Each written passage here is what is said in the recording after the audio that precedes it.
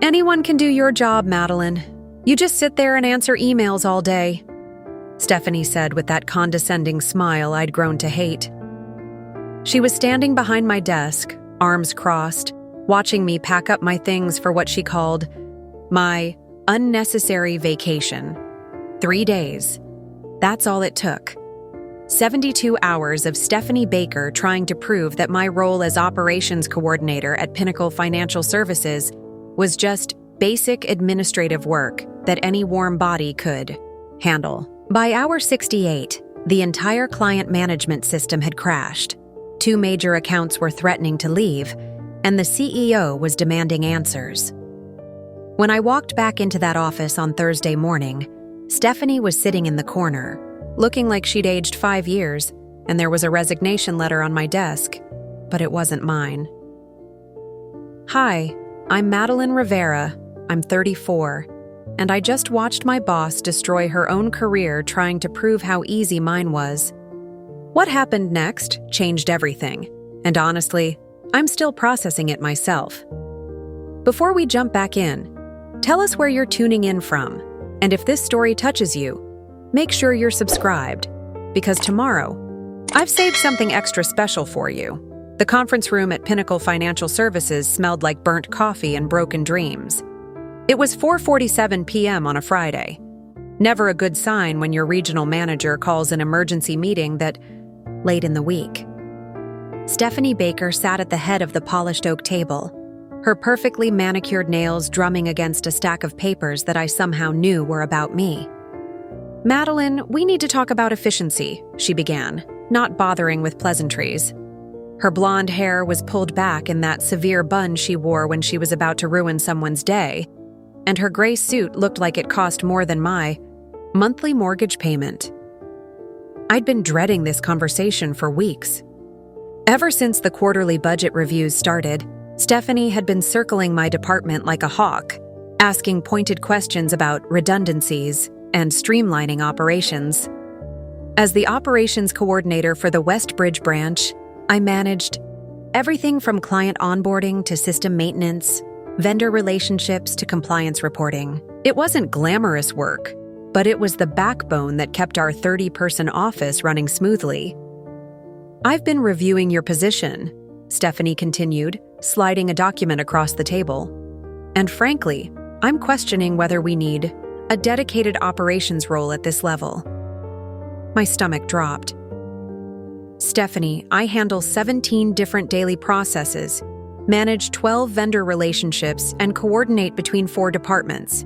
Yesterday alone, I answered emails, she interrupted, leaning back in her chair with that smug expression I'd come to despise. Scheduled some meetings, made a few phone calls. Madelyn, let's be honest about what you actually do here. I stared at her, feeling that familiar heat rising in my cheeks. This was the woman who'd started at Pinnacle just 8 months ago, swooping in from some high-powered consulting firm in Chicago with big ideas about optimization and lean management. She'd never spent a day in operations, never tried to juggle the hundreds of moving pieces that kept our clients happy and our systems functional. I keep this office running, I said quietly, trying to keep my voice steady. The client management system, the compliance protocols, the vendor negotiations that save us $40,000 a year. Anyone can do that, Stephanie said, waving her hand dismissively. You just sit there and answer emails all day. Half of what you do could be automated, and the other half could be handled by any competent administrative assistant. The words hit me like a physical blow. 7 years. 7 years I'd been building and maintaining the operational infrastructure of this branch. I'd created the processes that brought our client satisfaction scores from 3.2 to 4.8 out of 5. I'd negotiated contracts that cut our overhead by 23%. I'd single-handedly prevented 3 major compliance violations that could have cost us millions in fines. If it's so easy, I heard myself saying, why don't you try it? Stephanie's eyes lit up with something that looked dangerously like excitement. What did you just say? I should have backed down, should have apologized, and changed the subject. But something in her expression, that absolute certainty that she could waltz into my role and handle it without breaking a sweat, made something snap inside me. I said, "Why don't you try it? You think anyone can do my job? Prove it." She leaned forward, and I could practically see the wheels turning in her head. This was exactly the kind of challenge that appealed to her ego, the chance to demonstrate her superiority while simultaneously validating her decision to eliminate my position. "You know what, Madelyn? That's exactly what I'm going to do." She stood up, smoothing down her skirt. "You've been talking about taking some time off anyway, right? That trip to see your sister in Portland you keep mentioning?" I had mentioned wanting to visit my sister Elena, but only in passing. The fact that Stephanie remembered felt ominous. "Here's what's going to happen," she continued, that predatory smile spreading across her face. "You're going to take a long weekend, 3 full days, Monday through Wednesday, and I'm going to personally handle all of your responsibilities. Every email, every phone call, every critical task you think is so irreplaceable." My heart was pounding. "Stephanie, you don't understand the complexity of I understand plenty. I have an MBA from Northwestern and 15 years of management experience. I think I can handle scheduling meetings and responding to vendor emails." She pulled out her phone and started typing. "I'm emailing HR right now to set this up. Mandatory paid time off, starting Monday morning. When you come back on Thursday, we'll have a very different conversation about your role here." I sat there, watching her fingers fly across her phone screen, and realized what I'd just done. I'd essentially challenged my boss to prove she could replace me, knowing full well that if she succeeded, I'd be out of a job. But if she failed? "There," she said, hitting send with a flourish. "It's done. You'll get the official notification within the hour. I suggest you start documenting all your daily tasks so I can see exactly how simple they really are." She gathered her papers and headed for the door, then paused and turned back to me. "Oh, and Madelyn, when I prove that your position is redundant, don't expect any special treatment in the transition. We'll be making some significant changes to the organizational structure." After she left, I sat alone in that conference room for another 10 minutes, staring at the mahogany table and wondering if I'd just made the biggest mistake of my career. My phone buzzed with the official notification from HR. Mandatory administrative leave, Monday, October 14th through Wednesday, October 16th. Employee to return Thursday, October 17th for performance review. That night, I went home to my apartment in the Brookstone complex and called my sister Elena in Portland. When I told her what had happened, she was quiet for a long moment. "Madelyn," she finally said, "do you remember when we were kids and you used to let me think I could beat you at chess?" "Elena, this isn't a game. This is my career." "I know. But remember how those chess games always ended?" I did remember.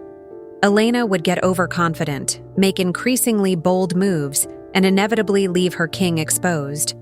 I'd watch her dig her own grave piece by piece until checkmate was inevitable. "Just watch," Elena said. "Sometimes the best revenge is just stepping back and letting people destroy themselves." As I hung up the phone, I realized she might be right, because Stephanie Baker had no idea what she'd just signed up for. She thought my job was answering emails and scheduling meetings. She had no clue about the delicate ecosystem of relationships, processes, and institutional knowledge that kept Pinnacle Financial Services functioning. She was about to find out the hard way that some jobs look easy only because the person doing them makes them look that way. Monday morning was going to be very interesting. I'm Madelyn Rivera, and I'm 34 years old. Until that Friday afternoon confrontation, I thought I had a pretty secure position as operations coordinator at Pinnacle Financial Services.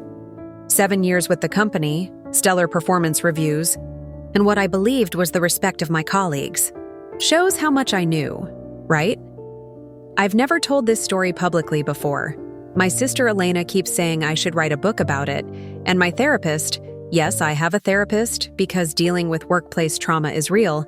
She's been encouraging me to find healthy ways to process what happened. Turns out, making a YouTube video about watching your boss spectacularly self-destruct might actually be therapeutic. Let me give you some background about who I am and how I ended up in this situation, because context matters. I graduated from Arizona State University in 2013 with a degree in business operations management.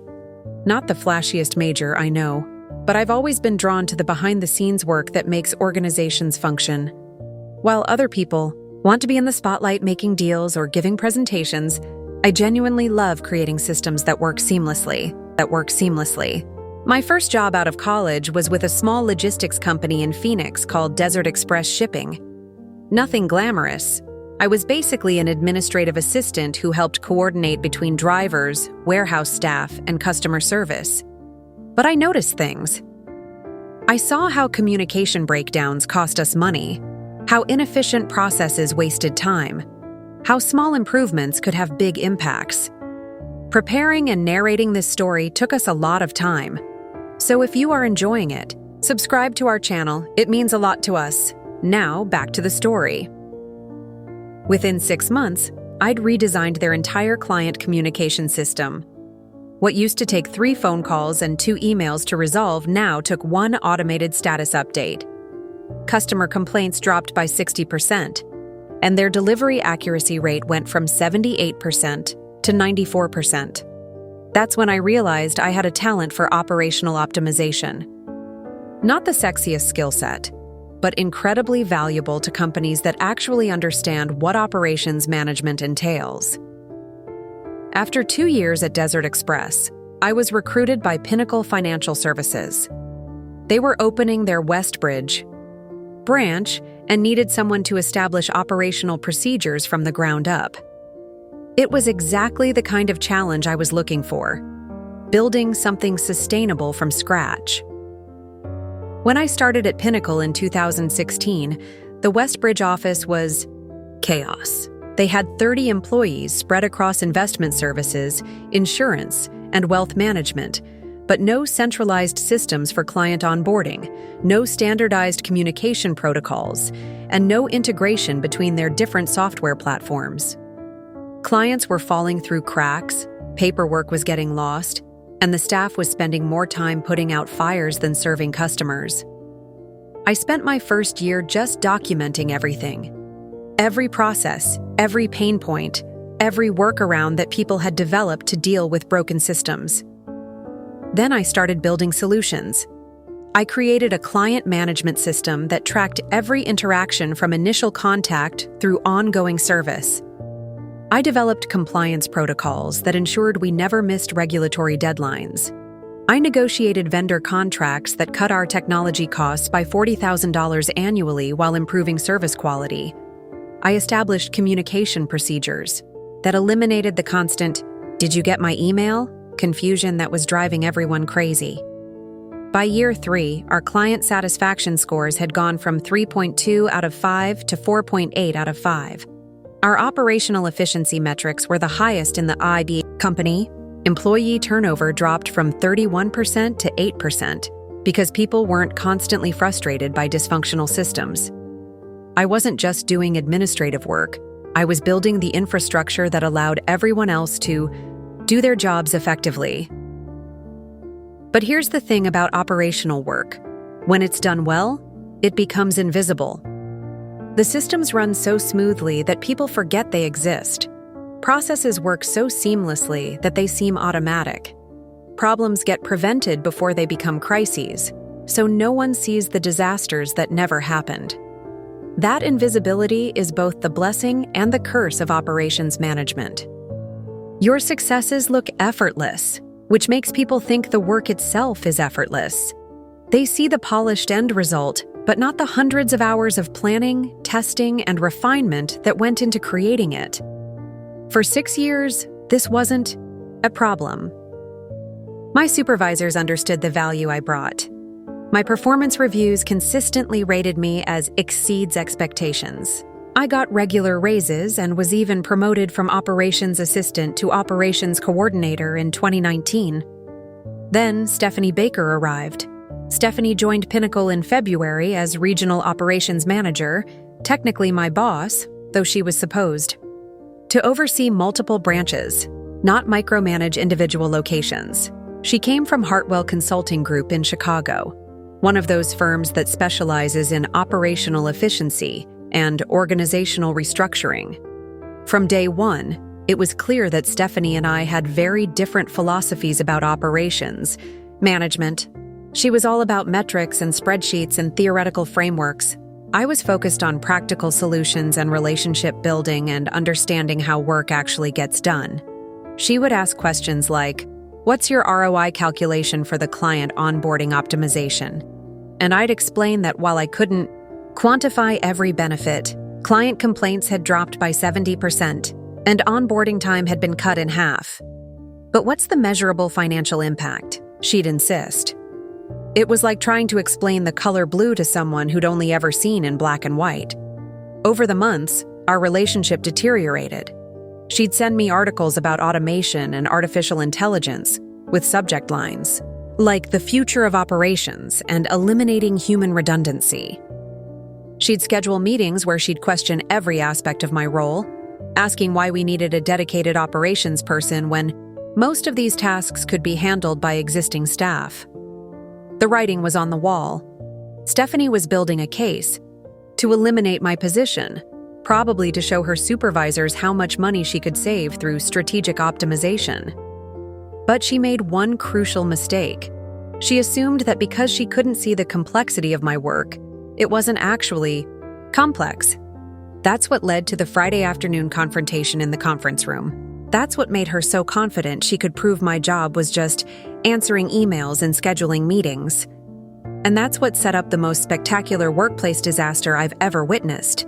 Because over the next 3 days, Stephanie Baker was about to learn the difference between understanding operations in theory and actually managing them in practice. I'm getting ahead of myself, though. Let me tell you about the weekend before the chaos began, and how I prepared for what I was pretty sure was going to be either the end of my career or the beginning of something much better. To understand how spectacularly everything fell apart, you need to understand how it all began. Because Stephanie Baker didn't start as the villain in my story. In fact, when she first arrived at Pinnacle Financial Services, I was actually excited to have her there. It was February 14th, 2024, Valentine's Day, which seemed fitting since I was about to fall in love with the idea of having a boss who actually understood operations. Our previous regional manager, Frank Morrison, had been old school in the worst way. He viewed operations as a necessary evil, something to be minimized, and ignored as much as possible. As long as no one was actively complaining, Frank assumed everything was running smoothly. When corporate announced they were bringing in someone from outside with advanced operational expertise, I allowed myself to hope. Maybe I'd finally have a supervisor who appreciated the complexity of what I did. Maybe I'd get support for some of the larger system improvements I'd been proposing. Maybe I'd even get promoted to a role with more influence across multiple branches. Stephanie's first day was a production. She arrived in a sleek black BMW with Illinois plates, wearing what I later learned was a designer suit that probably cost more than I made in a month. She was tall, polished, and radiated the kind of confidence that comes from never having been told you can't do something. The entire Westbridge office gathered in the main conference room for her introduction. She had a PowerPoint presentation, because of course she did, titled Operational Excellence in the Modern Financial Services Landscape. Even her slides looked expensive. "I'm thrilled to be joining the Pinnacle family," she began, clicking to a slide with her credentials. "I'm coming from Hartwell Consulting Group, where I spent 5 years helping Fortune 500 companies optimize their operational frameworks. Before that, I was with Morrison & Associates in Chicago, where I led digital transformation initiatives for the financial services sector." She had an MBA from Northwestern, certifications in Six Sigma and lean management, and had spoken at 3 industry conferences. On paper, she was everything I'd hoped for in a supervisor. My goal here is to bring Pinnacle's operational capabilities into the 21st century, she continued. We're going to eliminate inefficiencies, leverage technology to automate routine processes, and create scalable systems that can support our growth trajectory. I found myself nodding along. This was exactly the kind of strategic thinking our region needed. Frank had never thought beyond the current quarter, but Stephanie was talking about sustainable, long-term improvements. After the presentation, she made a point of speaking with each department head individually. When she got to me, she smiled warmly and shook my hand with what felt like genuine enthusiasm. Madelyn, I've heard wonderful things about the work you've done here, she said. I've been reviewing the operational metrics from the Westbridge branch, and your improvements over the past few years are impressive. My heart soared. Finally, someone who actually looked at the data and understood what it meant. I'd love to sit down with you next week and learn more about your systems, she continued. I have some ideas about how we might scale your successes across other branches. That weekend, I couldn't stop thinking about the possibilities. Scaling my systems across multiple branches would mean more responsibility, more impact, probably a significant promotion. I spent Saturday morning organizing my documentation, preparing detailed reports on every improvement I'd implemented, every process I'd optimized, every metric I'd tracked.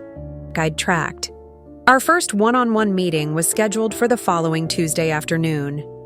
I arrived early, armed with color-coded binders and a presentation of my own. I'd never felt more prepared or more excited about a work meeting. Stephanie listened intently as I walked her through the client management system I'd built, the vendor relationship protocols I'd established, the compliance procedures that had kept us violation-free for 3 years. She asked thoughtful questions and took detailed notes. This is exactly the kind of systematic thinking we need, she said at the end of our 2-hour session. I can see why the Westbridge branch has such strong performance metrics. For the first month, everything was perfect. Stephanie included me in strategic planning meetings, asked for my input on process improvements for other branches, and even suggested I might be interested in a regional operations role that would give me oversight across 3 locations. I worked harder than I'd ever worked, staying late to document my systems in even more detail, researching best practices from other companies, developing proposals for technology upgrades that could enhance our capabilities. I wanted to prove that I deserved the opportunities Stephanie was hinting at. But somewhere around week 6, things started to shift. It began with small comments. I wonder if we could automate this process instead of handling it manually. Have you considered whether we really need this level of oversight? Most companies our size handle this with much less complexity. At first, I thought she was just exploring efficiencies. I explained why certain processes needed human oversight, why complexity was sometimes necessary for accuracy, why what looked redundant actually served important functions. But her questions became more pointed. What exactly justifies a full-time operations coordinator when most branches handle this with part-time administrative support? Are we sure this level of specialization is cost-effective? Could these responsibilities be distributed among existing staff? By month 3, I realized that Stephanie hadn't been trying to scale my successes. She'd been studying my work to figure out how to eliminate it. The strategic planning meetings stopped including me. The regional operations role was never mentioned again. Instead, I started getting emails with subject lines like operational efficiency review and position redundancy analysis. She began scheduling weekly check-ins where she'd question every aspect of my role. Walk me through your typical Monday, she'd say, taking notes as I described my responsibilities. Then she'd respond with comments like, most of that sounds like routine administrative work, or I'm not seeing the strategic value in these activities. The most infuriating part was how she'd nod sympathetically while systematically dismantling everything I'd built. She'd say things like, I understand you've put a lot of effort into these systems, but we need to think about organizational efficiency. Or, I know change is difficult, but we have to consider the bigger picture. What she called organizational efficiency, I recognized as job elimination. What she called the bigger picture, I knew meant cutting costs by removing supposedly redundant positions. By month 6, I understood that Stephanie Baker had never intended to support my work or recognize my contributions. She'd been conducting an elaborate feasibility study on whether my position was necessary, and she'd already reached her conclusion. The only question was whether she'd eliminate my role quietly through restructuring, or publicly through some kind of performance-based justification. Never imagined she'd be arrogant enough to try to prove her point by attempting to do my job herself. But that's exactly what happened on that Friday afternoon in October, when years of careful relationship building and strategic planning collided, with her absolute certainty that operations work was simple enough for anyone to handle. She was about to learn the hard way that confidence is not the same thing as competence, and that some expertise can only be recognized after it's gone. The thing about workplace harassment, and yes, that's what I eventually recognized Stephanie's behavior as, is that it rarely starts with obvious aggression. It begins with small, undermining actions that make you question your own perception of reality. By month 4 of Stephanie's tenure, I started noticing a pattern that made my stomach clench every time I walked into the office. It began with the email changes. Stephanie implemented a new communication protocol that required all vendor correspondence to be CC'd to her. At first, she positioned this as visibility for strategic planning. But within weeks, she was inserting herself into conversations I'd been managing successfully for years. Take the relationship with Meridian Technology Solutions, our IT support vendor. I'd worked with their account manager, David Thompson, for 3 years. We had an efficient system. He'd send me monthly reports, I'd review them for issues, and we'd handle problems proactively before they affected operations. Stephanie started, responding to David's emails before I could, asking for detailed explanations of services that were clearly outlined in our contract. She'd request additional documentation for routine maintenance that had never required justification before. What used to be a 5-minute exchange became hour-long email chains with David confused about who was actually managing the relationship. "I'm just trying to understand our vendor management processes," Stephanie would say when I asked about the interference. "It's important for me to have visibility into these relationships." But visibility became micromanagement, which became substitution. Soon, David was directing questions to Stephanie instead of me, unsure about the chain of command.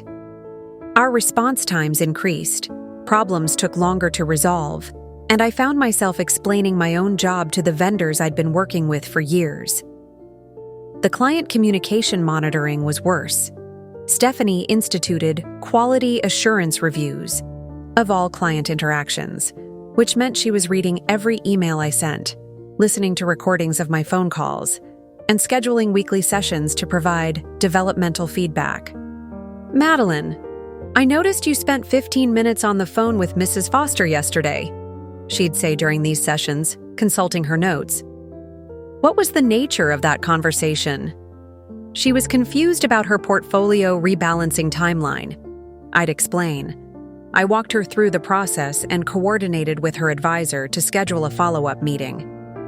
15 minutes seems excessive for a scheduling issue, Stephanie would respond. "In the future, these calls should be transferred to the appropriate advisor after basic information gathering." But Mrs. Foster was 73 years old and had been our client for 8 years. She trusted me to explain complex processes in terms she could understand. Transferring her to different advisors for every question would have destroyed that relationship and probably lost us the account.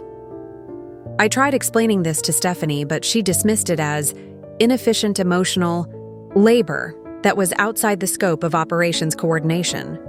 The breaking point came in August with what I now call the compliance incident. Every quarter, I prepared regulatory compliance reports for 3 different oversight bodies. These reports were complex, requiring data from multiple systems, cross-referencing, client information, and ensuring we met various disclosure requirements.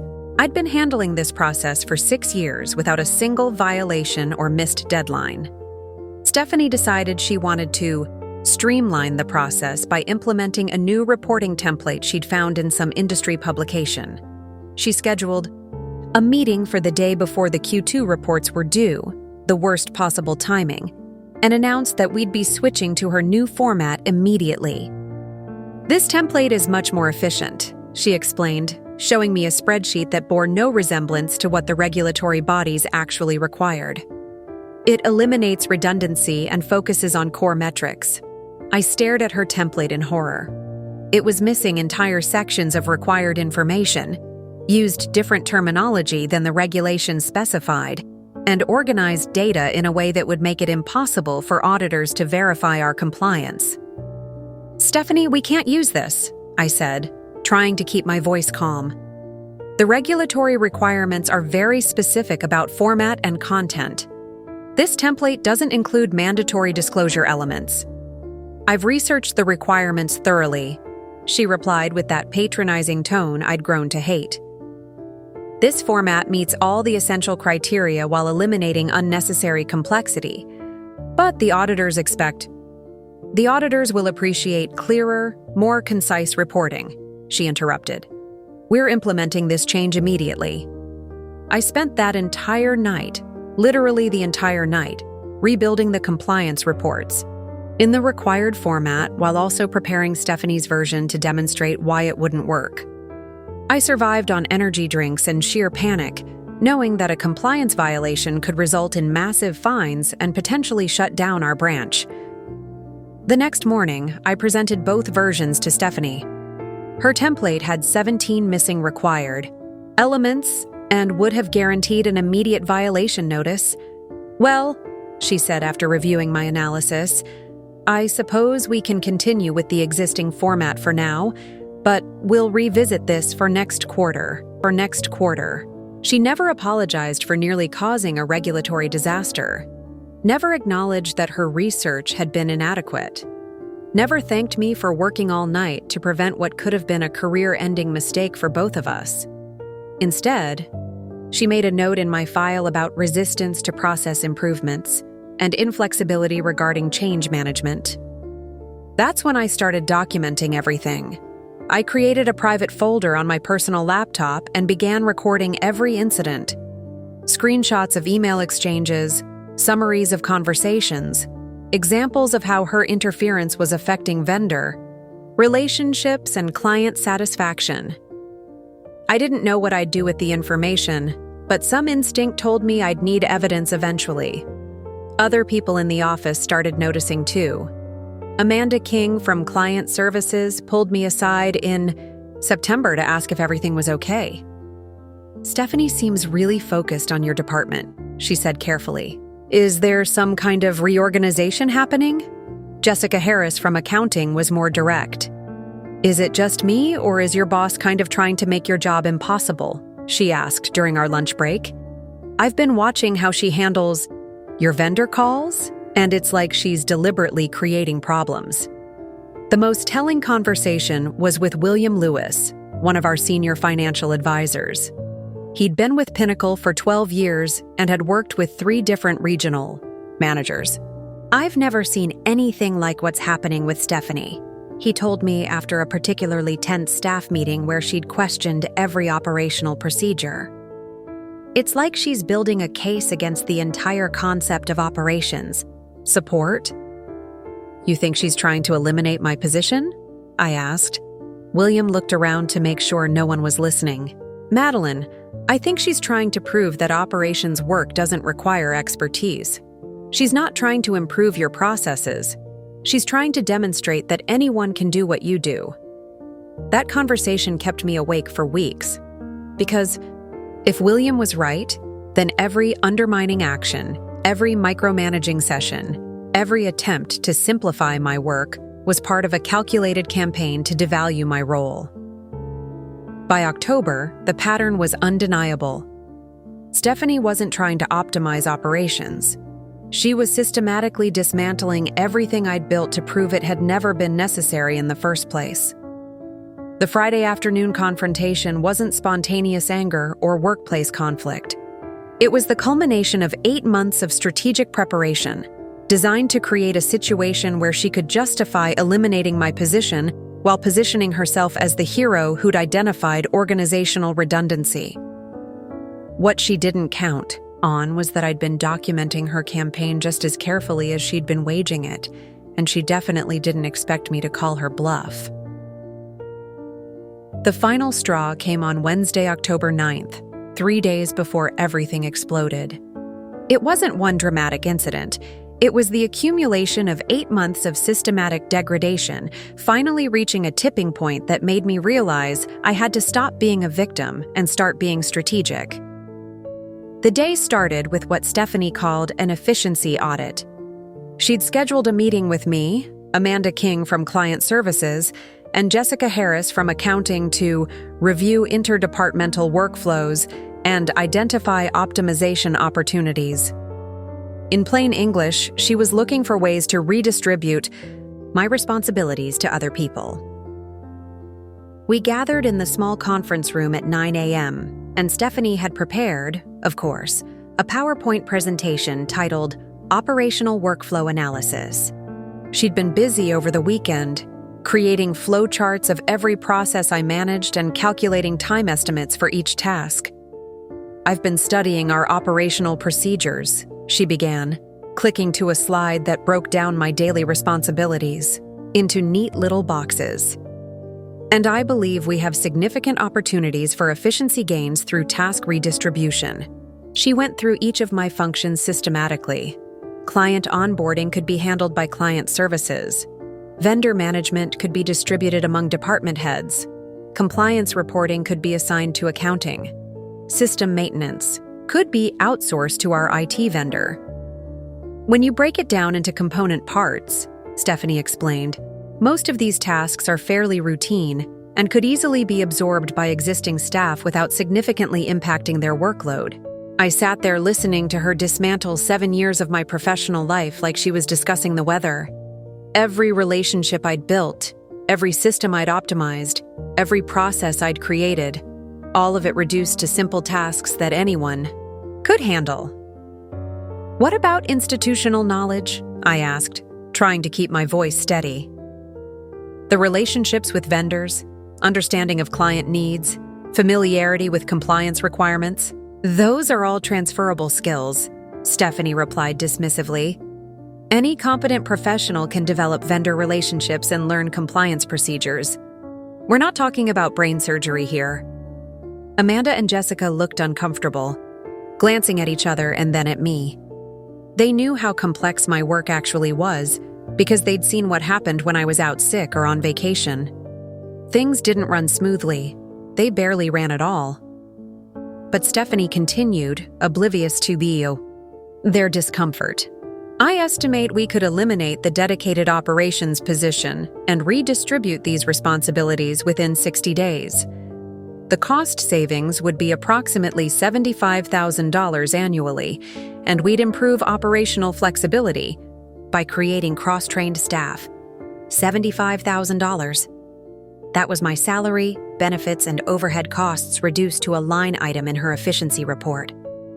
After the meeting, I went back to my desk feeling numb.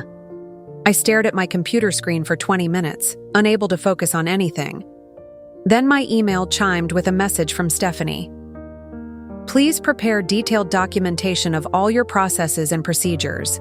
We'll need comprehensive transition materials for the redistribution initiative." Transition materials. She wasn't even pretending anymore that this was about optimization. She was asking me to write my own replacement manual. That afternoon, everything fell apart in the most predictable way possible. At 2:15 p.m., our main client management system crashed. This happened occasionally, about once every 6 months, usually due to a server update or network issue. The normal procedure was straightforward. I'd call Meridian Technology Solutions, report the issue, and they'd restore service from backup files within an hour. But Stephanie had been managing the Meridian relationship for the past month as part of her vendor oversight responsibilities. When the system went down, I started to call David Thompson like I had dozens of times before. "Actually," Stephanie said, appearing at my desk, "I'll handle this. I want to ensure we're following proper escalation procedures." I watched her spend 45 minutes on the phone with Meridian's main support line, not David's direct number, which would have solved the problem immediately, but the general customer service number where she had to explain our entire account, set up to a first-level technician. While she was on hold, waiting to be transferred to someone who could actually help, our client started calling. The system crash meant no one could access account information, transaction histories, or current portfolio data. Mrs. Foster called 3 times asking about a withdrawal she'd requested that morning. The Patterson Group needed updated valuations for a board meeting. 7 different advisors were asking when the system would be restored. "I can call David directly," I offered. "He'll have us back online in 15 minutes. "No," Stephanie said firmly, covering the phone. "We need to use official channels and document this incident properly." By 4 p.m., we'd been down for nearly 2 hours. Client calls were backing up, advisors were frustrated, and the main office was asking for status updates. Stephanie was still on the phone with Meridian, now on her 3rd transfer, explaining our problem to yet another technician. That's when I made a decision that probably saved my career and definitely changed my life. I walked to the break room, pulled out my personal phone, and called David Thompson's direct number. "Madelyn, I was wondering when you'd call," David said. "I saw the alert about your system status. Give me 5 minutes and I'll have you back up." "David, I need to ask you something," I said quietly. "Has anyone from our office been calling your main support line about this outage?" "Yeah, actually. Someone's been on the phone with our Level 1 team for over an hour, but they haven't been transferred to me yet." "Is that intentional?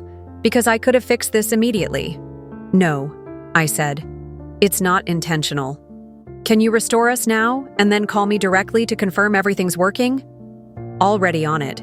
You should be back online in about 3 minutes." By 4:20 p.m., our system was fully restored. David called my direct line to confirm everything was functioning properly. I thanked him and hung up just as Stephanie returned to her desk, still holding her phone. "Good news," she announced to the office. "I've escalated the issue to their senior technical team. They estimate we'll be back online within the next hour." "Actually," I said loudly enough for everyone to hear, "we're already back online. I called our account manager directly, and he restored service 20 minutes ago." The look on Stephanie's face was priceless. Confusion, anger, and embarrassment warred for dominance while the entire office stared at us. "You went around proper channels," she said, her voice tight with controlled fury. "I solved the problem," I replied, "which is what operations coordinators do." That night, I went home and sat in my kitchen with a glass of wine, replaying the day's events. For 8 months, I'd been trying to prove my worth to someone who was determined not to see it. I'd been playing defense, responding to her attacks, trying to justify my existence. But today had shown me something important. Stephanie's proper procedures and official channels didn't just ignore my expertise. They actively prevented problems from being solved efficiently. She didn't want to optimize operations. She wanted to prove that operational expertise was unnecessary by making everything as complicated and inefficient as possible. That's when I realized I'd been approaching this all wrong. Instead of trying to prove my value, I should let her prove my point for me. Instead of defending my work, I should let her try to do it.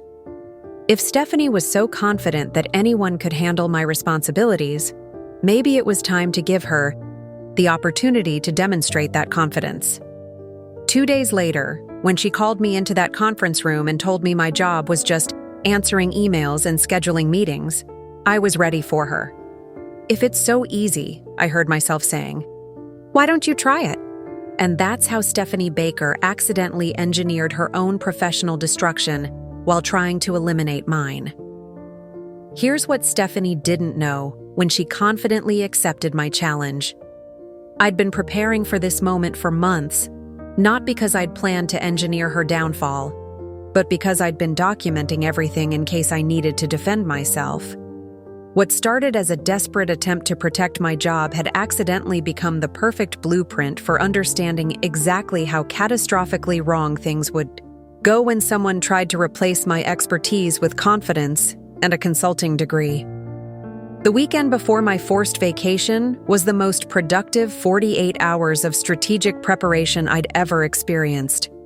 While Stephanie spent Saturday and Sunday researching basic operational procedures online, I was creating what I privately called my disaster prediction guide. You see, I'd been keeping detailed records for 6 months, not just of Stephanie's harassment, but of every single process, relationship, and institutional knowledge component that kept our office functioning. What I'd initially created as evidence of my value had become something much more powerful, a comprehensive map of every single thing that would break when Stephanie tried to handle my responsibilities. Let me give you some context about what I actually do versus what Stephanie thought I did. Stephanie saw me answer an email from David Thompson at Meridian Technology Solutions and categorized it as routine vendor correspondence. What she didn't see was that David and I had developed a shorthand over 3 years that allowed us to communicate complex technical issues in a few brief sentences. When I wrote, "The Patterson issue is recurring," David immediately knew I was referring to a specific client whose account had quirks in our database that required manual adjustments every quarter. He didn't need me to explain the technical details because we'd solved this problem together multiple times. Stephanie saw me spend 15 minutes on the phone with Mrs. Foster and labeled it excessive emotional labor. What she didn't understand was that Mrs. Foster had early-stage dementia, something her family had shared with me in confidence. Those longer conversations weren't inefficient. They were the difference between keeping a loyal client and losing her to a competitor who'd have no patience for her confusion. Stephanie saw me prepare compliance reports and assumed it was just data entry.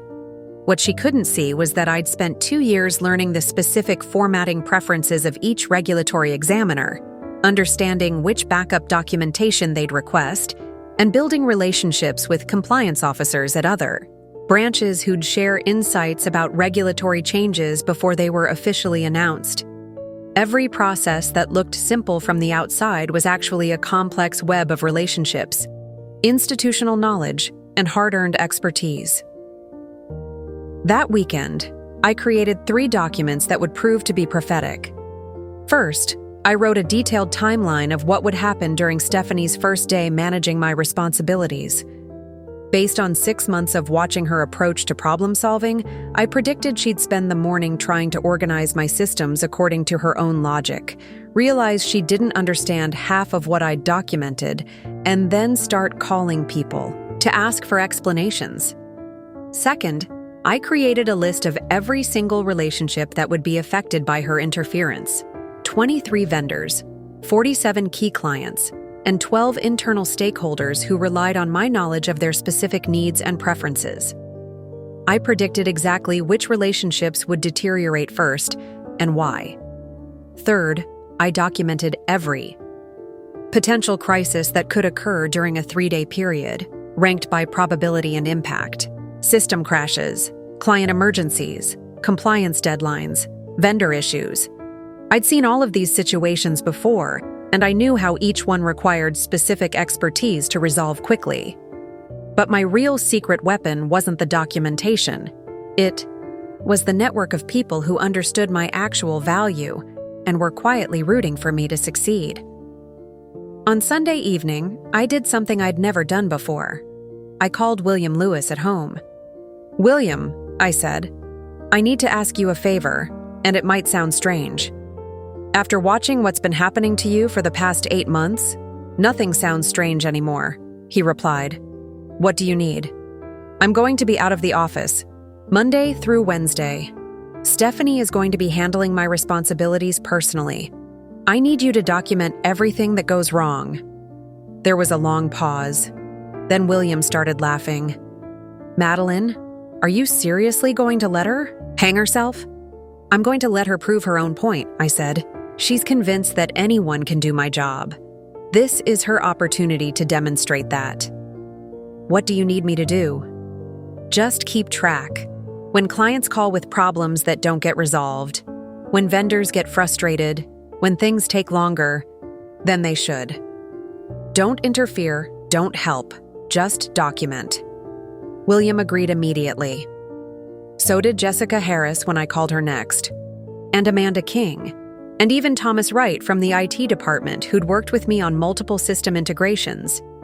By Sunday night, I had 5 people positioned to observe and document the disaster that I was absolutely certain was about to unfold. But I had something else too, something that Stephanie definitely didn't know about. 3 weeks earlier, I'd had a conversation with Jennifer Collins from our corporate office in Denver. Jennifer was the director of regional operations, technically Stephanie's boss, and she'd called me directly to ask about some efficiency metrics she was reviewing.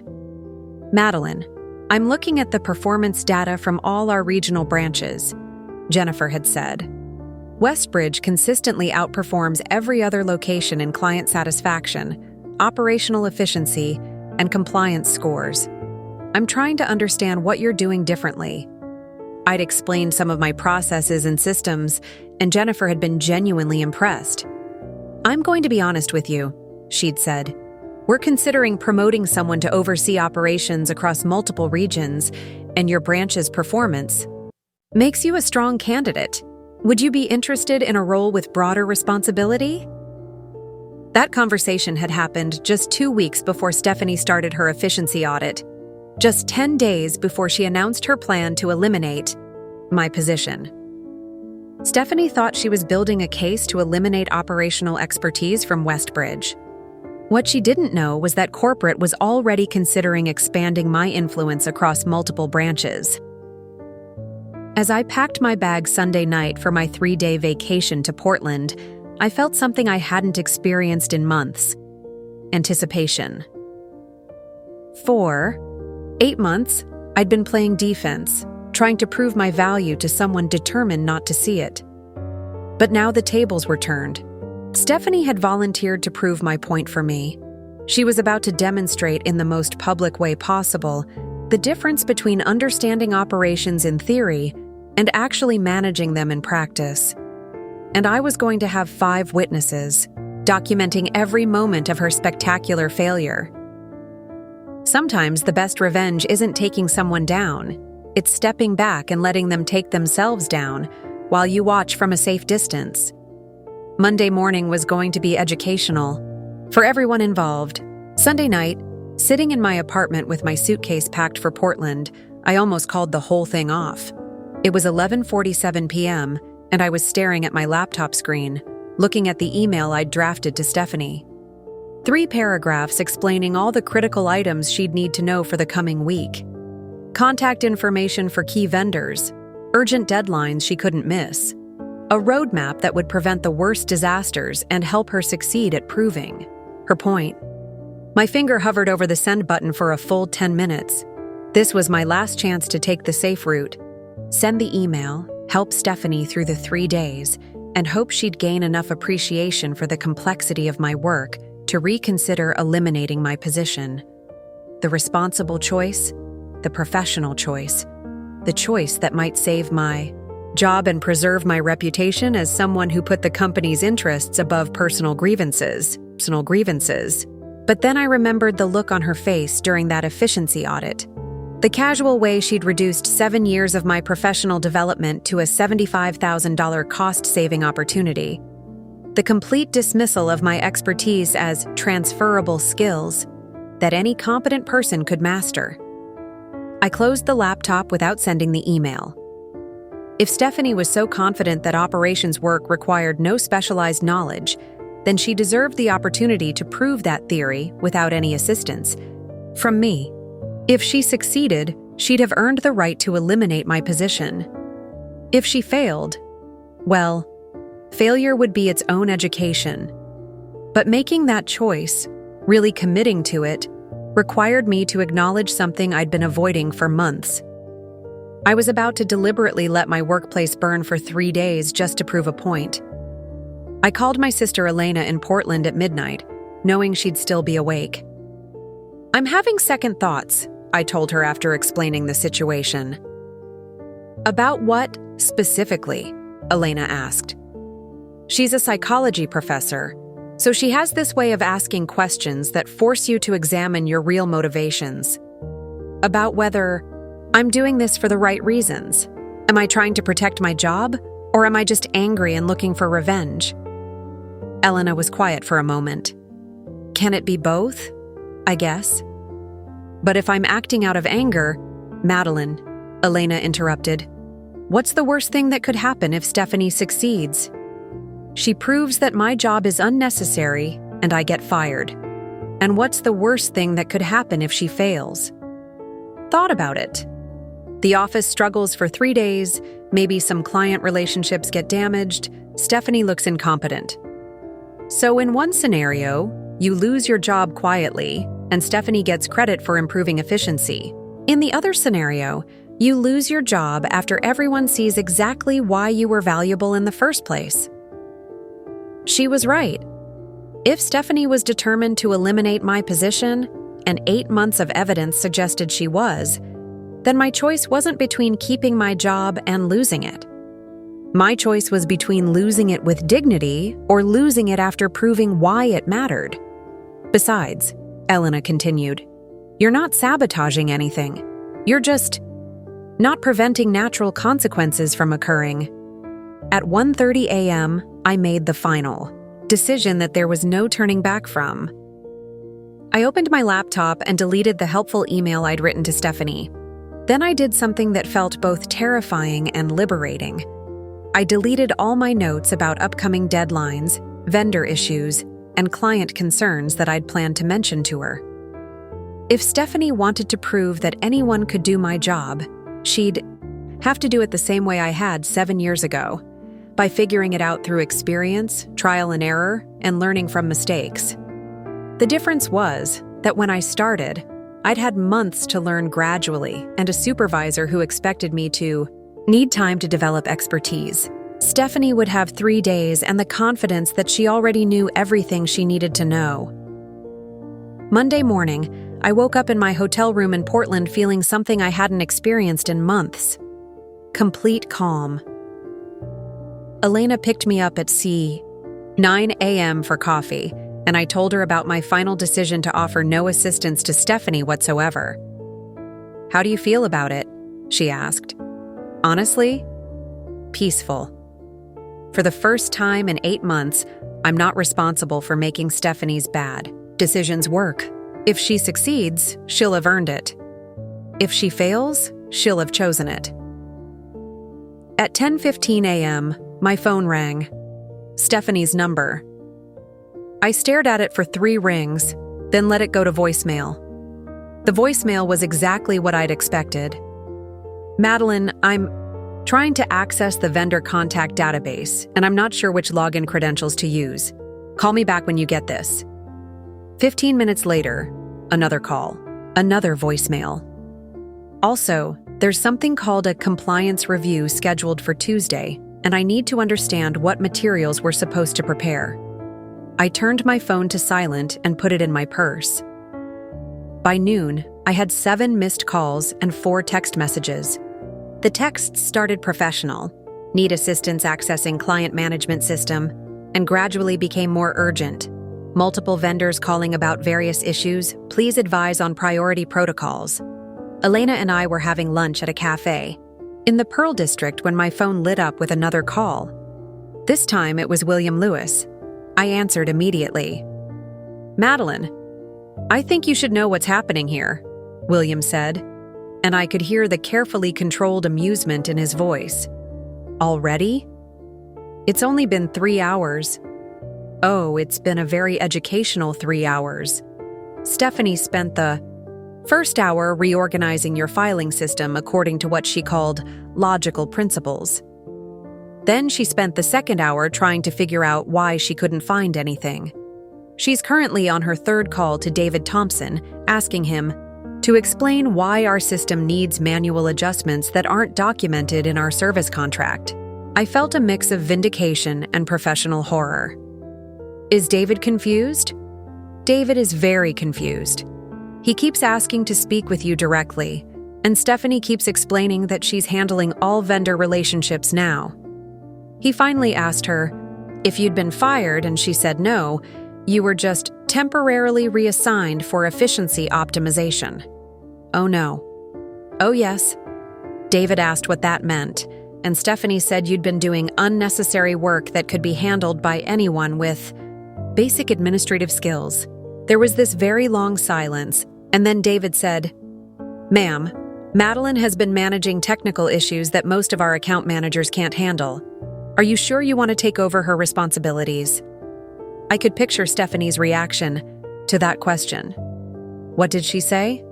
She said, and I quote, "I have 15 years of management experience and an MBA from Northwestern.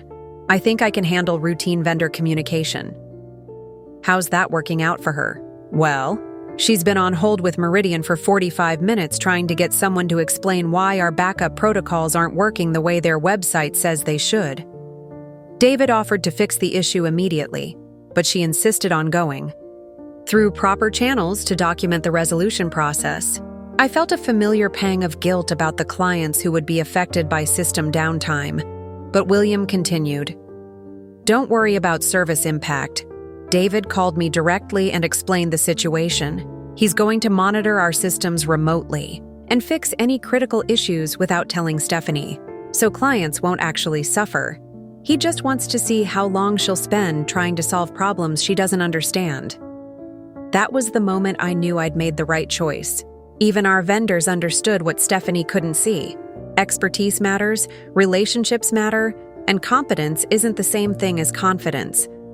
I was no longer sabotaging Stephanie's success. I was simply allowing her to demonstrate whether her theories about operational work could survive contact with reality.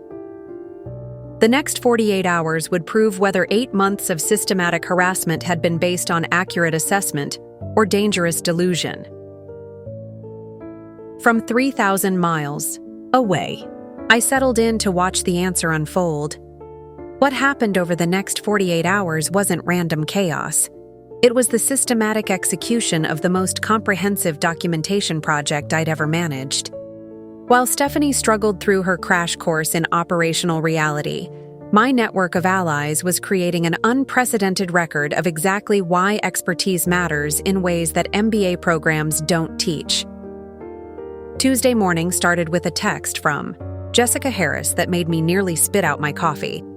Day 2. She's color-coded your filing system. Vendors are now organized by probability of contract renewal instead of service type. David Thompson asked if we've had a stroke.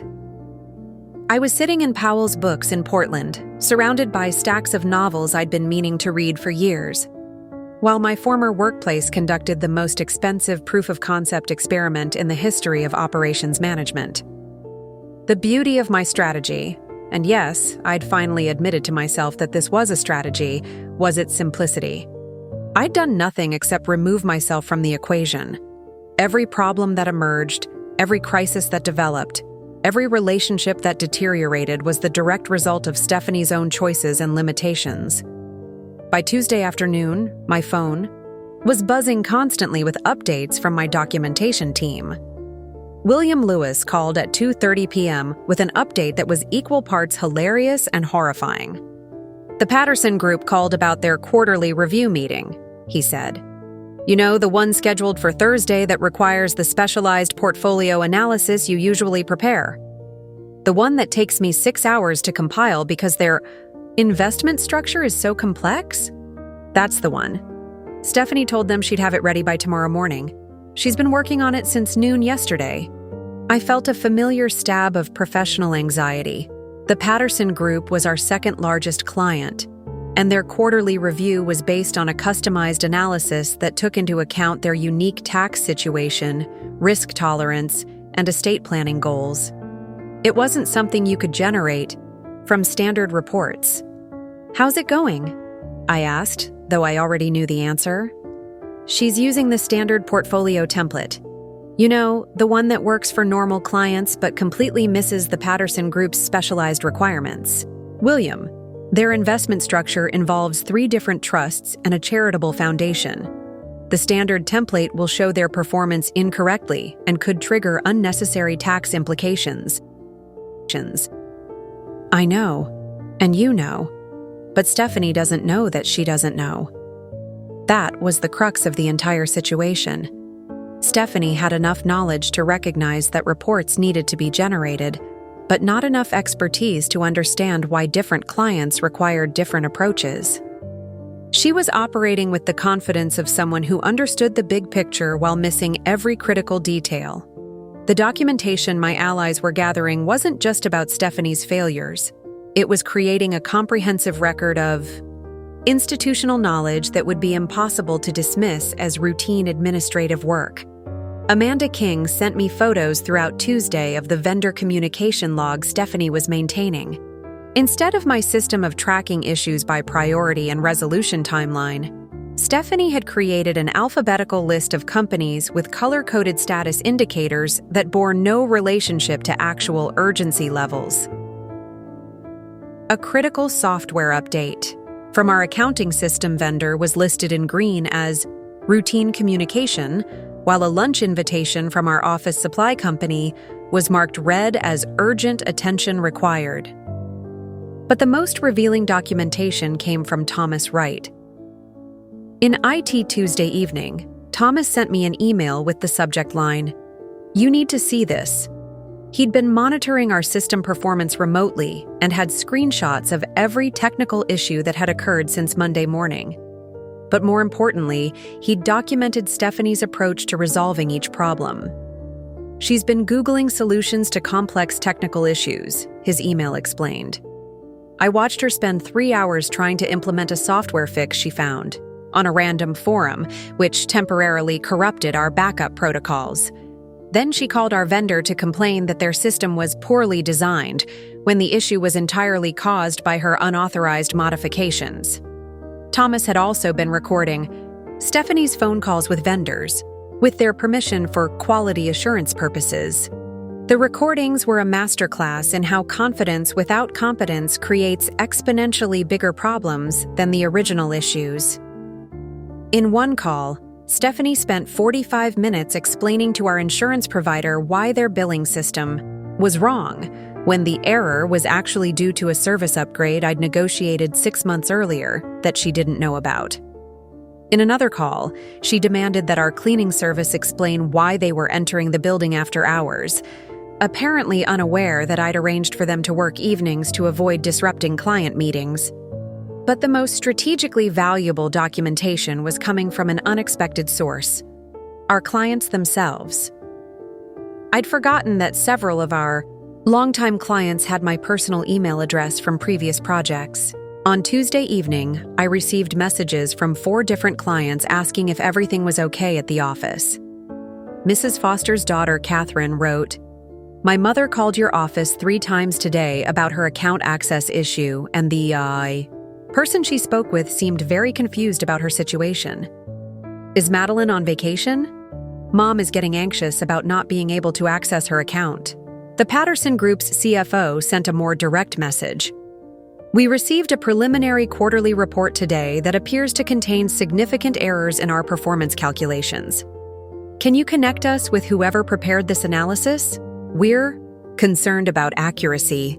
These unsolicited client communications were pure gold. They provided independent verification that operational problems were affecting service quality, and they came from clients with no knowledge of internal office. By Wednesday morning, I had what amounted to a real-time case study in organizational dysfunction. My allies had documented vendor relationship issues caused by poor communication, client service problems resulting from lack of institutional knowledge, compliance risks created by misunderstanding regulatory requirements, system malfunctions caused by unauthorized troubleshooting attempts, dozens of hours of wasted time due to inefficient problem-solving approaches. But I also had something more valuable: proof that the expertise Stephanie dismissed as transferable skills was actually irreplaceable institutional knowledge built over years of relationship building and problem solving. Wednesday afternoon, I received the call I'd been expecting. "Madelyn, this is Jennifer Collins from corporate. I need to speak with you about some concerning reports I've been receiving about the Westbridge office." Jennifer's voice was tight with controlled frustration. "I've had 4 vendor calls in the past 2 days asking if there's been a management change. Our compliance officer received a call from a regulatory examiner asking about irregularities in our quarterly reporting. And I just got off the phone with the Patterson Group's CEO, who's questioning whether we're still capable of handling their account. I'm on vacation until tomorrow," I said carefully. "I'm not sure what's happening at the office." Stephanie told me she was personally managing your responsibilities to demonstrate operational efficiency. She said everything was running smoothly. I waited. "That's not what I'm hearing from anyone else," Jennifer continued. "I'm going to need a full report on what's actually happening down there. Can you be available for a call on Thursday morning?" Of course. After hanging up, I sat in my hotel room and realized that my strategy had worked better than I'd dared to hope. Corporate attention hadn't just been drawn to the Westbridge office. It had been focused specifically on the gap between Stephanie's claims and actual operational performance. Thursday morning, I would walk back into an office where every assumption about my work had been tested and proven wrong, where my network had documented every failure, every inefficiency, every problem that arose when theoretical management met practical operations. Stephanie had wanted to prove that anyone could do my job. Instead, she'd proven exactly why the job required me. The only question left was whether she'd figured that out yet. Thursday morning, October 17th, 8:47 a.m. I walked through the glass doors of Pinnacle Financial Services for what I knew would be either the most satisfying day of my career or my last day working there. The first thing I noticed was the silence. In a financial services office, 8:47 a.m. should be buzzing with activity. Advisors preparing for client calls, phones ringing, the general hum of productive energy. Instead, the office felt like a library where everyone was afraid to speak too loudly. The second thing I noticed was Stephanie's appearance. She was sitting at my desk, surrounded by stacks of papers, 3 different laptops open, and what appeared to be the contents of every filing cabinet I'd organized over 7 years. Her usually perfect hair was pulled back in a messy ponytail, her designer blazer was wrinkled, and she had the hollow-eyed look of someone who hadn't slept in 48 hours. She looked up when I walked in, and for a split second, I saw something I'd never seen in Stephanie Baker's eyes before. Relief. "Madelyn," she said, standing up quickly and nearly knocking over a tower of client files. "You're back. Good. We need to talk." Before I could respond, William Lewis appeared at my shoulder. "Actually," he said, "we all need to talk. Jennifer Collins is on a video call in the main conference room in 10 minutes. She wants to speak with both of you." Stephanie's face went pale. Jennifer Collins calling an emergency meeting meant corporate attention of the highest level, the kind of attention that usually preceded significant organizational changes. "What did you tell her?" Stephanie asked William, her voice tight with controlled panic. "I told her the truth," William replied, "that the past 3 days have been educational for everyone involved." I followed William to the conference room with Stephanie trailing behind us, still clutching a stack of papers like they might protect her from what was coming. The main conference room looked like a war room. Jessica Harris had arranged printed copies of every email exchange, vendor communication, and client interaction from the past 3 days on the table. Amanda King had prepared a timeline of events with timestamps. Thomas Wright had brought screenshots of system issues and technical problems. My documentation team had assembled a comprehensive case study of operational breakdown in real time. At exactly 9 a.m., Jennifer Collins appeared on the large wall monitor. Even through video, her expression was unmistakably serious.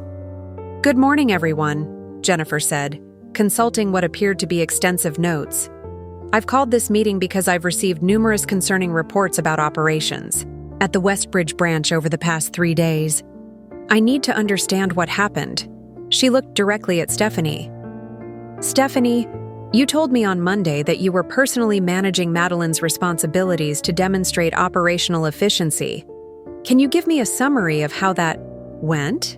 Stephanie cleared her throat and consulted her stack of papers. Well, there were some initial challenges with system familiarization, but overall I believe we maintained adequate service levels while identifying several areas for process improvement. The silence that followed was deafening.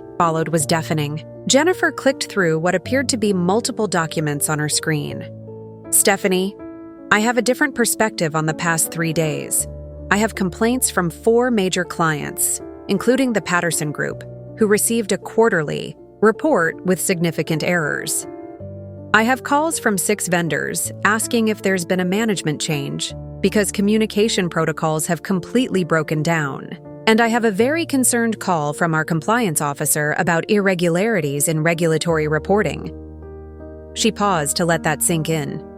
Most concerning, I have documented evidence of unauthorized system modifications that temporarily compromised our backup protocols and could have exposed us to significant data security risks. Stephanie's face was now completely white. Jennifer, I can explain. I'm sure you can, Jennifer interrupted. But first, I want to hear from Madelyn. Madelyn, you were on vacation during this period. Do you have any insight into what might have caused these problems? This was the moment I'd been preparing for, consciously or unconsciously, for 8 months. Jennifer, I said calmly, I think the problems arose from a fundamental misunderstanding of what operational coordination actually involves. Many of the processes that appear simple from the outside are actually quite complex and require specific knowledge, relationships, and experience to manage effectively. I gestured to the documentation spread across the table. For example, the Patterson Group's quarterly report requires understanding their unique trust structure and tax implications, knowledge that took me 2 years to develop. Our vendor relationships depend on personal connections and shared history that can't be transferred through written procedures. Compliance reporting requires familiarity with regulatory preferences and examiner expectations that comes from experience. Jennifer nodded slowly. Are you saying that operational coordination requires specialized expertise? I'm saying that operational coordination requires institutional knowledge, relationship management skills, and technical expertise that takes years to develop. It's not administrative work that anyone can learn over a weekend. Stephanie finally found her voice. Jennifer, with proper documentation and training protocols, these processes could absolutely be standardized and distributed among existing staff. The problems we experienced were due to inadequate transition procedures, not inherent complexity. The room was silent for a moment. Then Jessica Harris spoke up. Actually, Stephanie, we do have adequate documentation. Madelyn created comprehensive procedure manuals for every process she manages. You had access to all of it. Amanda King added, the vendor contact information was clearly organized. The client history files were detailed and up to date. The system access credentials were all documented. Thomas Wright leaned forward. Stephanie, you had 3 days to demonstrate that operational work requires no specialized expertise. Instead, you created more problems than we typically see in 3 months. Jennifer Collins had been taking notes throughout this exchange. Stephanie, it sounds like you had access to all the resources and documentation you needed. Can you explain why the results were so dramatically different from normal operations? The question hung in the air like a challenge. This was Stephanie's moment to either admit that operational expertise matters or double down on her theory that the problems were due to external factors. Stephanie looked around the room at faces that were no longer friendly or supportive. She looked at the documentation spread across the table that told the story of 3 days of systematic failure. She looked at Jennifer Collins on the screen, waiting for an answer. She started. then stopped. For the first time since I'd known her, Stephanie Baker was speechless. That's when I realized the most beautiful part of my strategy. I hadn't destroyed Stephanie Baker's career. She had destroyed it herself, while I watched from 3,000 miles away and documented every moment. Jennifer Collins saved her from having to finish her sentence. I think I have enough information for now. Stephanie, I need you to prepare a detailed report about what happened and what you learned. Madelyn, can you stay on the call after the others leave? I have some questions for you. As the room cleared, out, I sat alone facing the video screen, knowing that the next conversation would determine not just my future at Pinnacle, but whether the past 3 days had been worth the risk. Jennifer Collins smiled for the first time since the call began. Madelyn, I have a question for you. Are you interested in that regional operations position we discussed a few weeks ago? The next 48 hours moved so fast that I sometimes feel like I dreamed them. Jennifer Collins' offer of the regional operations position wasn't just a promotion. It was a complete vindication of everything I'd been trying to prove for 8 months.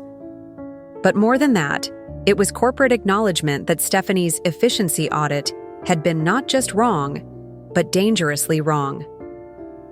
Madelyn, Jennifer continued after the others had left the conference room, I need you to understand what happened here. When Stephanie proposed eliminating your position as a cost-saving measure, we were intrigued. On paper, it looked like a reasonable efficiency improvement. $75,000 in salary savings, cross-training opportunities, organizational, streamlining. She pulled up a document on her screen. But what we witnessed over the past 3 days has been the most expensive education in operational management that Pinnacle has ever received. The Patterson Group is questioning their entire relationship with us. We have vendors asking about management stability. Our compliance officer is conducting emergency reviews of all regulatory filings from the Westbridge branch. I listened in stunned silence as Jennifer outlined the full scope of the damage. The estimated cost of restoring client confidence, repairing vendor relationships, and addressing compliance risks is approximately $240,000. That's more than 3 times what we thought we'd save by eliminating your position. But the real shock came next. Stephanie submitted her resignation this morning, effective immediately. I actually gasped. She resigned. At 6:47 a.m., I received an email citing irreconcilable differences in operational philosophy and desire to pursue other opportunities. She cleaned out her office before anyone else arrived. Part of me felt a stab of something that might have been sympathy. Whatever Stephanie's faults, watching someone's career implode in real time wasn't satisfying in the way I'd expected. But Jennifer wasn't finished. Madelyn, I want to be very clear about something.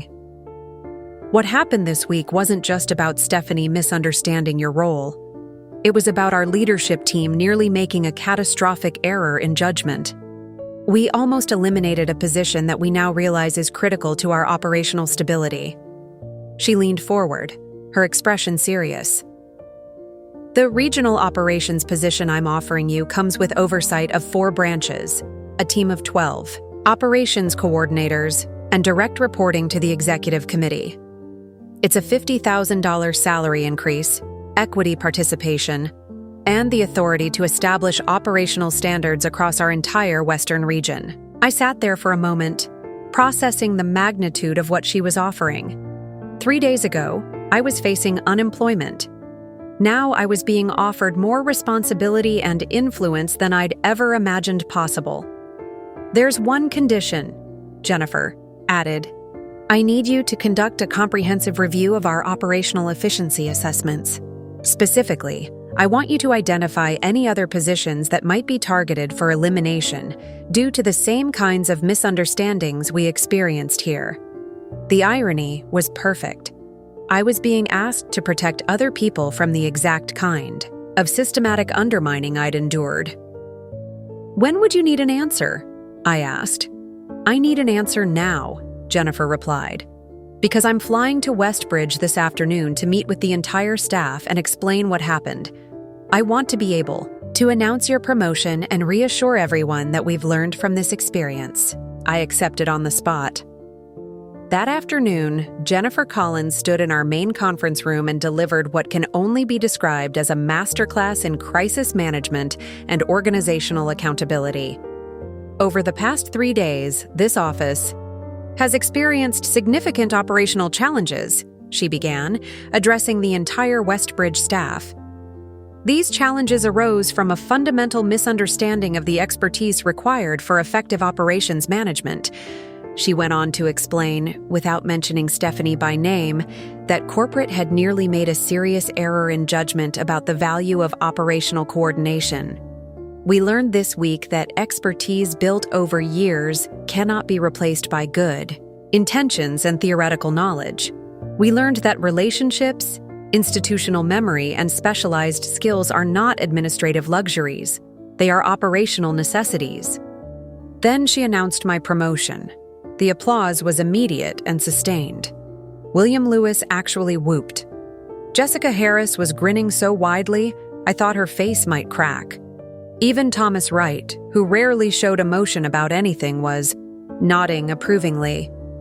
But the real vindication came from the vendor calls that started immediately after Jennifer's announcement. David Thompson from Meridian Technology Solutions called within an hour. Madelyn, congratulations on the promotion. I have to ask, are you going to be handling our account again?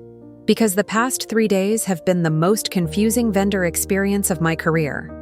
Similar calls came from representatives at 8 other vendor companies, all expressing relief that normal communication protocols would be restored. The client response was even more dramatic. Mrs. Foster called personally to congratulate me, saying her daughter had seen the announcement on Pinnacle's website. The Patterson Group's CFO sent an email requesting an immediate meeting to restore confidence in our service relationship. But perhaps the most satisfying call came from an unexpected source, Renata from accounting at my previous job at Desert Express Shipping. Madelyn, I saw the announcement about your promotion on LinkedIn. I'm so proud of you, but I have to ask, what happened to that boss who was giving you trouble? When I told her the story, Renata laughed so hard I was worried she might hurt herself. That woman tried to prove your job was easy and ended up proving how hard it really is? Oh, honey, that's not revenge, that's education.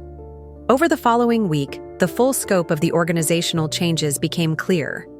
Stephanie's resignation triggered a comprehensive review of the regional management structure.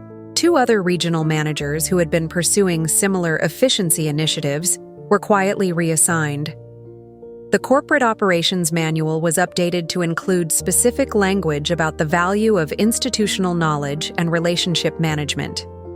Most importantly, a new policy was implemented requiring that any position elimination proposals include input from the affected employees' colleagues, vendors, and clients. Exactly the perspectives that might have prevented the entire disaster if they'd been consulted originally. The Westbridge office's performance metrics for the following quarter were the strongest in our company's history. Client satisfaction scores hit 4.9 out of 5. Vendor relationship ratings reached 98% positive. Our compliance record was flawless. But the real measure of success was something that couldn't be quantified: the restoration of trust between corporate leadership and operational staff. Jennifer Collins visited our office monthly for the rest of the year, not to audit or oversee, but to learn.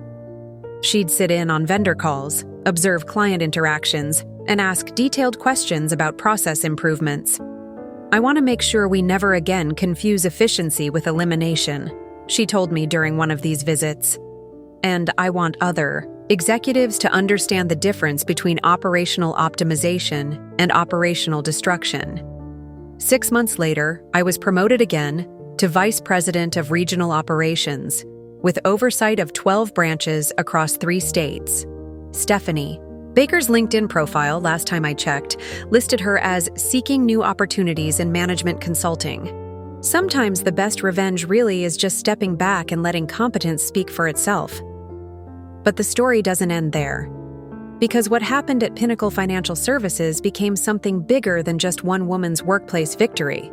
It became a case study in how organizations can learn from near-catastrophic mistakes and emerge stronger. And sometimes, that's the most satisfying ending of all. It's been 18 months since what everyone at Pinnacle now calls the October education. And I'm sitting in my corner office in downtown Denver, looking out at the mountains and reflecting on how dramatically my life has changed. As Vice President of Regional Operations, I now oversee 43 people across 12 branches in Colorado, Utah, and Wyoming. Last quarter, our region had the highest operational efficiency scores in Pinnacle's history. More importantly, we have zero turnover in operations positions and the strongest employee satisfaction ratings company-wide. But the real measure of success isn't in the metrics, it's in the culture we've built. A culture where expertise is valued, where institutional knowledge is protected, and where no one has to prove their worth by watching someone else fail at their job. Jennifer Collins was promoted to Chief Operating Officer 6 months ago, and she credits what happened at Westbridge as the turning point in her understanding of operational management. Madelyn taught me that efficiency isn't about eliminating people, it's about empowering them, she said during her promotion announcement. The changes at Pinnacle have rippled throughout the industry. Our approach to protecting expertise-based positions has been profiled in Harvard Business Review, and Jennifer and I have been invited to speak at 3 different conferences about the hidden value of operational intelligence. But what about the people who lived through those 3 days with me? William Lewis was promoted to Senior Financial Advisor and now manages the Patterson Group's account personally, with their enthusiastic approval. He still jokes that he learned more about operations management in 3 days of watching Stephanie struggle than in 12 years of assuming it was simple. Jessica Harris transferred to my regional team as Financial Operations Coordinator and has become one of my most trusted analysts. She's pursuing her MBA part-time, but she tells everyone that the most valuable business education she ever received was watching expertise win out over theory. Amanda King started her own consulting firm focused on client relationship management. She credits those 3 days of documenting operational breakdown as the inspiration for her business model, which helps companies identify and protect relationship-based assets. Thomas Wright accepted a position as Director of Technology Integration for our Western region. He still has those recordings of Stephanie's vendor calls, and he's used them in training sessions to teach new IT staff about the importance of understanding business context before implementing technical solutions. Even David Thompson from Meridian Technology Solutions has benefited from the experience. He was promoted to Regional Account Manager after his handling of our situation was recognized as exemplary customer service under difficult circumstances. As for Stephanie Baker, well, that story is more complicated. About 6 months after her resignation, I received a LinkedIn message from her. Just 2 sentences. "I've been thinking about what happened. You were right, and I was wrong." I didn't respond immediately. I spent several days thinking about what I wanted to say, if anything.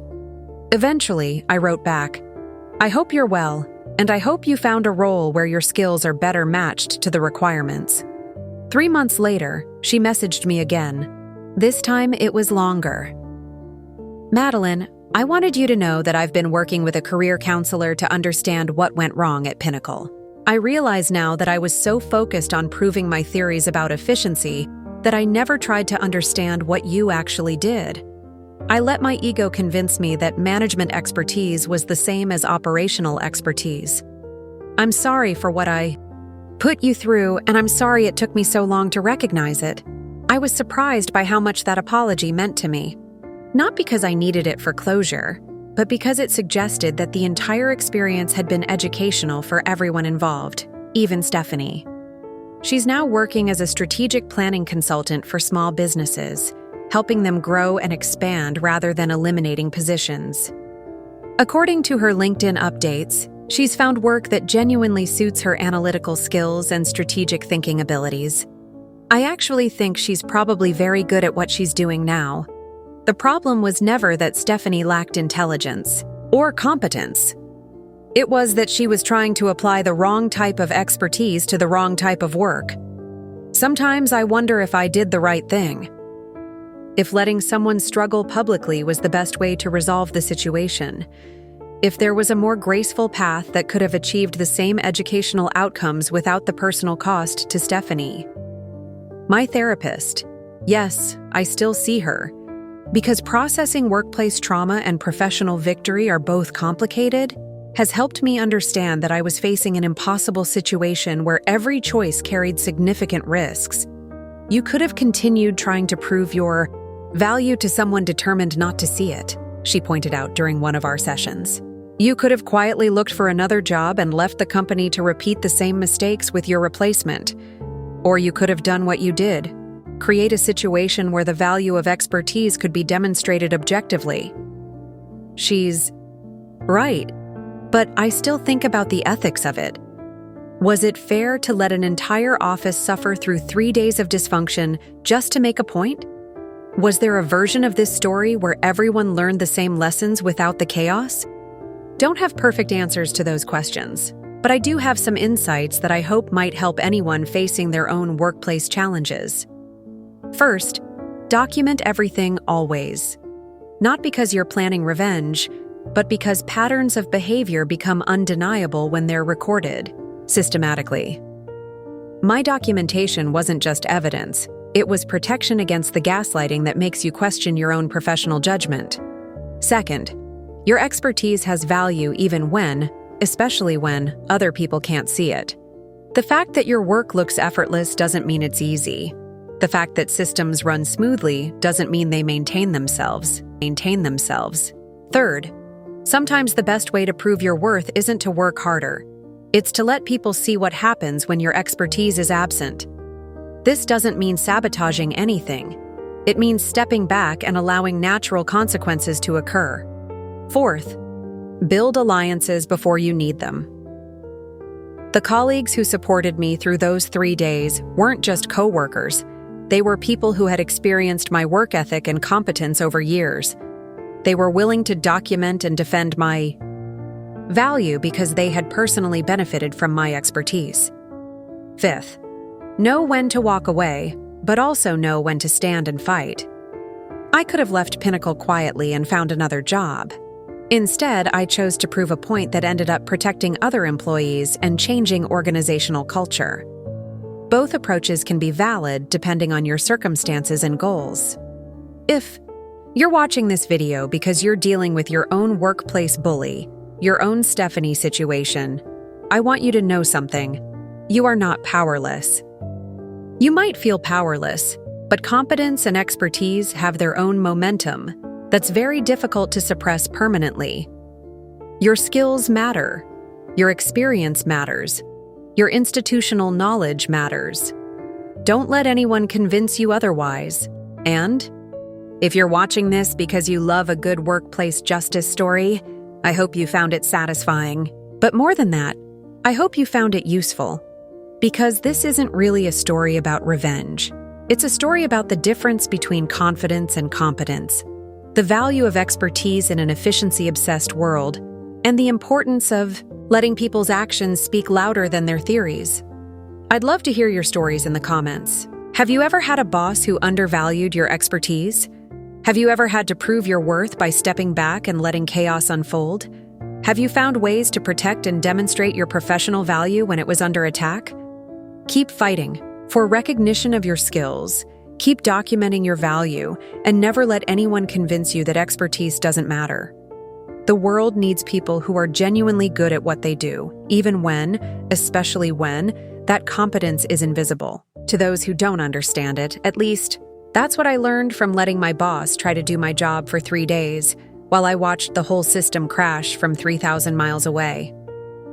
Up next, you've got 2 more standout stories right on your screen. If this one hit the mark, you won't want to pass these up. Just click and check them out. And don't forget to subscribe and turn on the notification bell so you don't miss any upload from us.